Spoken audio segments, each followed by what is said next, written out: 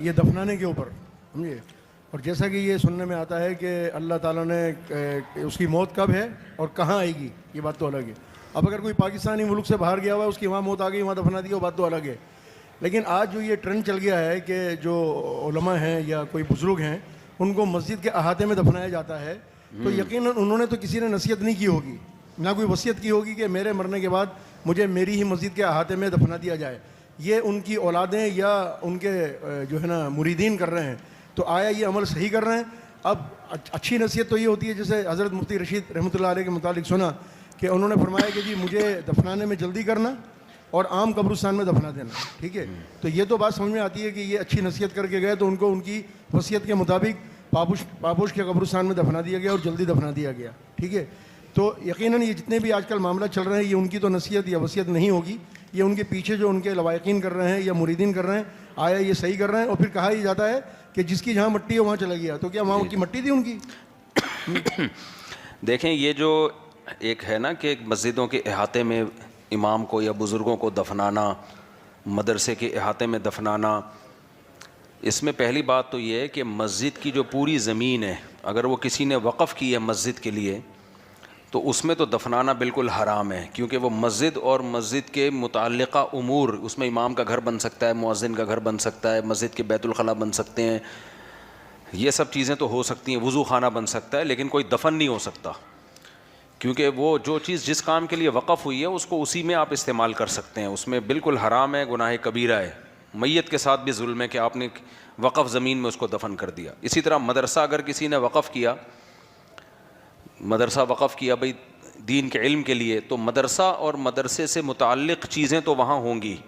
مدرسہ بھی بنے گا, اس میں بیت الخلاء بنیں گے, بچوں کے کچن بنے گا, رہائش گاہیں بنیں گی, استاذوں کے گھر بھی بن سکتے ہیں, یہ سب چیزیں تو ٹھیک ہیں. وہاں بھی دفن نہیں کیا جا سکتا کسی کو, کیونکہ مردہ تو زمین جو گھیرتا ہے نا وہ پھر بڑی, وہ تو طبیعت سے گھیرتا ہے وہ زمین, تو وہ بالکل حرام اور ناجائز ہے. البتہ بعض مدرسوں میں ایسا ہوتا ہے کہ کچھ حصہ مدرسے کے محتمم نے اپنے ذاتی پیسوں سے یا کسی نے اپنے ذاتی پیسوں سے کچھ زمین خرید کے وقف کر دی ہوتی ہے کہ یہ مدرسے کے استاذوں کے دفنانے کے لیے.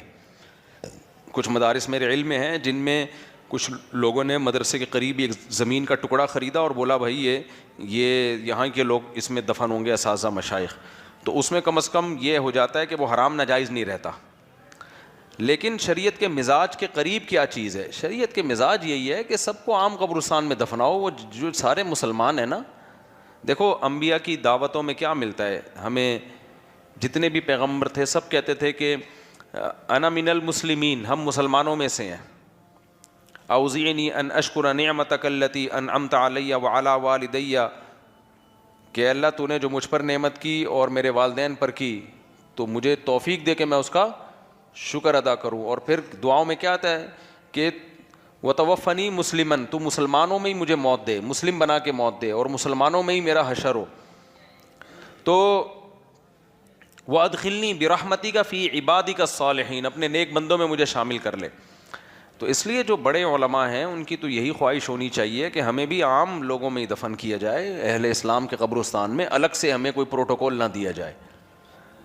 تو یہی ہمارے طبی حضرت مفتی رشید احمد صاحب کتنے بڑے عالم تھے, بڑے بڑے علماء ان کے شاگرد ہیں اس وقت جو پاکستان میں بڑے بڑے علماء ہیں, لیکن دفن پاپوش کے قبرستان میں ہوئے ہیں. وہ بہت سختی سے انہوں نے منع کیا تھا, میرے لیے کوئی الگ قبر لی یا میرے لیے کوئی الگ زمین خریدی, بہت سختی سے منع, عام مسلمانوں کے قبرستان میں دفناؤ مجھے. لہذا وہ عام قبرستان میں دفن ہے. یہ جو پاپوش کا قبرستان ہے آپ جا کے دیکھ لو, ان کی قبر آج بھی موجود ہے. تو اس میں اصل سنت بھی یہی عمل ہے. صحابہ کرام سارے جنت البقیع میں دفن ہوئے ہیں. ٹھیک ہے, شیخین رحمۃ اللہ علیہ رضی اللہ عنہما, ابو بکر و عمر رضی اللہ عنہما کو پروٹوکول ملا کہ نبی کے ساتھ آپ دفن ہوئے, لیکن عام معمول تو ان کا بھی یہی تھا. جنت البقیع میں سب دفن ہو رہے ہیں, بھائی وہ بھی دفن ہوئے جنت البقیع میں. تو یہ چیز تھوڑی سی نامناسب ہے. ہاں بعض جگہ یہ خطرہ ہوتا ہے کہ قبرستان اتنے بھر چکے ہیں کراچی کے, اتنے بھر چکے ہیں کراچی کے قبرستان کے مردے لٹانے کی جگہ نہیں ہے. مردوں کے اوپر مردہ, مردے کے اوپر مردہ, پرانا والا مردہ سائڈ پہ کر دے گا گورکن, پھر نئے والے وہ دیکھ رہا ہوتا ہے کس کی قبر کی رکھوالی ہو رہی ہے کس کی نہیں ہو رہی. تو ایسی صورت میں اگر کچھ لوگ اپنے لیے زمین خرید لیں کہ اپنے خاندان کے لیے, یا کوئی مدرسہ الگ سے زمین خرید لے اپنے امپلائیز کے لیے تو یا کوئی فیکٹری خرید لے کہ بھائی ہمارے مزدوروں کے لیے، تو اس میں کوئی حرج نہیں ہے، وہ مجبوری ہے، وہ پھر عام قبرستان ہی کہلائے گا. کیونکہ قبرستانوں کی حالت تو آپ جا کے دیکھو یار، کراچی کا یہ دیکھو نا پاپوش کا قبرستان کی حالت کیا ہو گئی ہے اس کی. اور پھر گورکن مردے نکال کے بیچ بھی رہے ہوتے ہیں.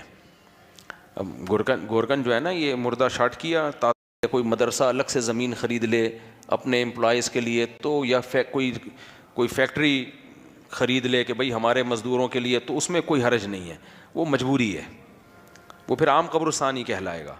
کیونکہ قبرستانوں کی حالت تو آپ جا کے دیکھو یار، کراچی کا یہ دیکھو نا پاپوش کا قبرستان کی حالت کیا ہو گئی ہے اس کی. اور پھر گورکن مردے نکال کے بیچ بھی رہے ہوتے ہیں.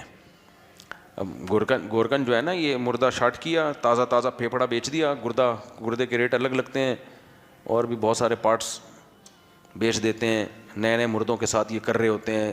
تو اتنی مصیبت میں پھر مجبوری میں پھر یہی ہوتا ہے کہ یار اپنے لیے اپنے خاندانوں کے لیے ایک زمین خریدو، اس میں سب دفن ہو جائیں، وہ مجبوری ہے.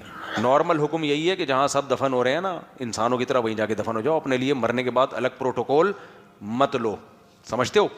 نہیں صاحب، مسئلہ سارا یہ ہے نا، جیسے آپ نے فرمایا کہ جی عام قبرستان میں جو ہے نا جگہ نہیں رہی، لیکن ہر قبرستان کے اندر 20 سے 25 30 جنازے آ رہے ہیں، وہ کہیں نہ کہیں سے جگہ نکال کے دے دیتے ہیں.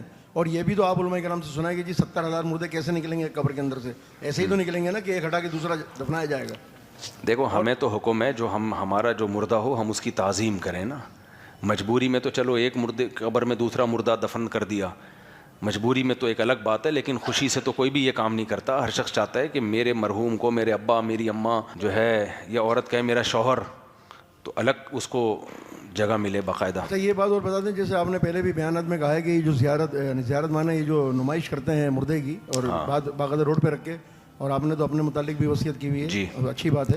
تو اب یہ پھر قبر میں لٹا کے بھی زیارت کرواتے ہیں، اور خواتین کی بھی. بس اللہ بچائے. کچھ چیزیں اجمیوں کی بدعتیں ہیں، کیونکہ بہت ہی بری رسم ہے. عربوں میں یہ چیز نہیں ہے. عربوں میں کوئی مر گیا نا، آرام سے ہلکا پھلکا کر کے اس کو دفن کر کے، دفنا کے مٹی ڈال کے دعا کر کے نکل لیے، پھر زندگی بھر دعائیں کرتے رہتے ہیں اس کے لیے. ہمارے یہاں کچھ چیزیں غیر مسلموں سے آئی ہیں، کیونکہ ہم ہندوؤں کے ساتھ بہت رہے ہیں، تو وہ کچھ چیزیں مذہبی لوگوں میں، مولاناؤں میں بھی سرایت کر گئی ہیں. دیکھو میت دکھانے کی چیز ہے یا چھپانے کی چیز ہے؟ جب آپ کے محلے میں کوئی نئی دلہن آتی ہے تو ساری خواتین جاتی ہیں نا اس کو دیکھنے کے لیے. اب تو مرد بھی بغیرت بن کے دیکھ رہے ہیں، لیکن پہلے گاؤں دیہاتوں میں کوئی بھی دلہن آئی تو ساری خواتین جاتی ہیں، نئی دلہن آئی ہے، چہرہ دیکھیں گے، بھائی چمک رہی ہوگی، ظاہر ہے نئی تیار ہوئی ہے. تو دلہن دکھانے کی چیز ہے، خواتین دیکھیں اس کو. میت دکھانے کی چیز نہیں ہے. میت کیا ہے؟ بولو. چھپانے کی چیز ہے. کیونکہ انسان جیسے ہی مرتا ہے اس کی روح نکل گئی. اب یہ حقیقت ہے کہ اس پہ جرمز فوراً حملہ کرتے ہیں، اس کو سڑانے کی کوشش شروع کر دیتے ہیں. کیمیائی عمل ہے جو ہوگا، نیک لوگوں کے ساتھ بھی ہوگا، برے لوگوں کے ساتھ بھی ہوگا، تبھی تو مٹی بنیں گے. اللہ نے کیا کہا قرآن میں؟ منہا خلقناکم، اسی مٹی سے میں نے تمہیں بنایا، وفیہا نعیدکم، اسی مٹی میں دوبارہ مٹی کر دوں گا، ومنہا نخرجکم، اور پھر اسی مٹی سے دوبارہ انسان بناؤں گا. تو دوبارہ اللہ نے جو کہا میں تمہیں مٹی بناؤں گا، تو یہ دوبارہ مٹی بننے کا پروسیس تبھی تو ہوگا جب لاش میں کیڑے پڑیں. کیا خیال ہے؟ وہ کیڑے کھائیں، ایک کیمیائی عمل ہو، اور پھر وہ کیڑے کھا کے اس کو ختم کریں، اس میں بدبو ہو، پھر آہستہ آہستہ وہ پورا عمل گزر کے مٹی بن جائے. تو اللہ نے یہ نہیں کہا کہ ہم نے تمہیں اس مٹی سے بنایا اور ہم تمہیں دوبارہ مٹی بنائیں گے بشرطے کہ تم نیک آدمی نہ ہو.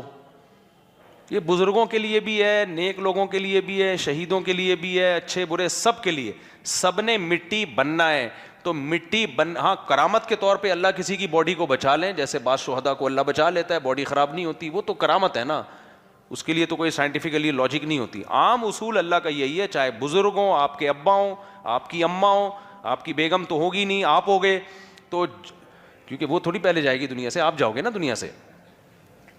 تو یہ جتنا بھی آپ جب مرو گے تو لاش میں کیڑے بھی پڑیں گے، بدبو بھی پیدا ہوگی، سڑے گی بھی لاش، تاکہ مٹی بننے کا عمل تیز ہو جائے. یہ سب کے ساتھ ہوتا ہے. اسی لیے شریعت نے ہمیں حکم دیا بھائی میت کے اکرام عزت کا تقاضا یہ ہے کہ اس کے چہرے میں جو تبدیلی آئے اور بدبو آئے یہ لوگوں کے سامنے نہ ہو، یہ مٹی کے نیچے ہو، چھپا دو اس کو. یہ سب کہاں ہو؟ قبر کے اندر ہو. فی الحال اس کو فوراً لوگوں کی نظروں سے چھپاؤ. تو اس لیے جب کوئی مر جاتا ہے تو ہاں بیٹا باپ شوہر یہ جو قریبی رشتے ہوتے ہیں یہ دیکھ لیں منہ, کیونکہ ان کو اگر یہ چہرہ خراب بھی ہو جائے ان کو نفرت نہیں ہوتی, کیونکہ ان کی محبت اتنی ہوتی ہے کہ ان کو کوئی گھن نہیں آئے گی. لیکن عام پبلک کے لیے اس کو نمائش کے طور پر سڑک پہ لٹا دینا بہت ہی گھٹیا چیز. کچھ چیزیں ایسی ہوتی ہیں کہ غیرت اور کچھ ہو نا تو وہ سمجھ میں آتی ہیں, ان کو دلائل سے نہیں ثابت کیا جا سکتا. یہ عجمیوں کی بری رسم ہے جو غیر مسلموں سے ہمارے اندر آئی ہے, یہ اسلامی رسم بولو نہیں ہے.